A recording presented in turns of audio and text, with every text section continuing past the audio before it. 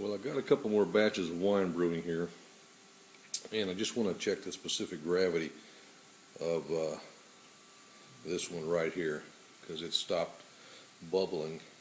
And it's only been a couple of days, so I'm kind of curious as to see what the specific gravity is. Now, this wine here is a strawberry Riesling, and this is the wine kit. It's an Orchard Breeze Mist Strawberry Riesling, and I've been told it's pretty good, so I'm just going to take the lid off here and check out the specific gravity, see what it looks like here. There we go. It looks pretty good. It smells delicious. So I've got my hydrometer, and I've got it sterilized already. So I'm just going to put it in the Riesling, and I'm going to give it a quick little spin here, and we'll see what we got. You know, it should be right around 1, I'm guessing. It started off at a specific gravity of 1.05, so it should have only gotten down to about 1. It's only been a few days, so let's check it out here. I don't know if I can zoom in on that. I probably can't. I'm going to end up dropping my phone in the wine. That will not be good, so I'm just going to pull it up and take a look at it here, see what we got. Looked to me like it was just a little less than 1,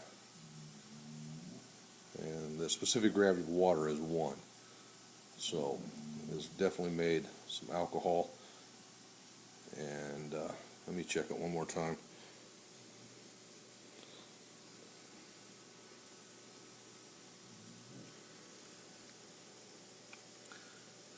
Alright, let's see here. We got 2 lines up there. We got 0.990.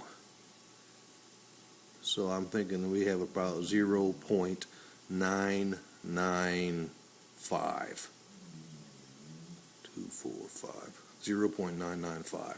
That's good. I'm going to let it sit for probably another 4 days, and after about 4 more days I'm going to rack it into my carboy, and I'll probably add some more yeast nutrient when that happens, just to make sure I have enough to complete this fermentation process.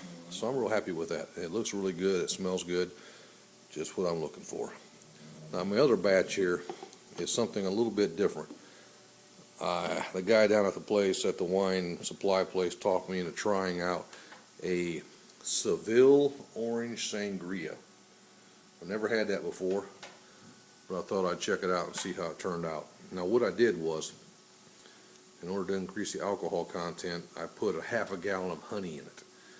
And instead of using the yeast that came along with the wine kit, I used a champagne yeast, because with all the extra sugar from the honey, it has the potential to really raise the alcohol content, and that increase in alcohol content will kill off the normal yeast, the normal wine yeast, before it completes the process here. So champagne yeast is a little bit hardier and will continue to ferment, use up all that sugar, or continue to process all that sugar and turn it into alcohol.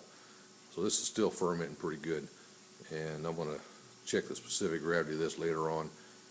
Probably let this go for several more days, almost another week maybe, before I even try to rack it into the carboy. Anyway, that's my 2 more batches that I'm working on here, and that's the wine that I just showed in my other video, some of the different types of wine that I use, or that I've been making. I've got my watermelon wine, got my Valpolicella, my Riesling, my Shiraz. I've got 2 or 3 different batches of Riesling and 2 or 3 different batches of Shiraz, and I think 2 batches of Valpolicella. So I'm getting pretty well stocked up here. Time for a party.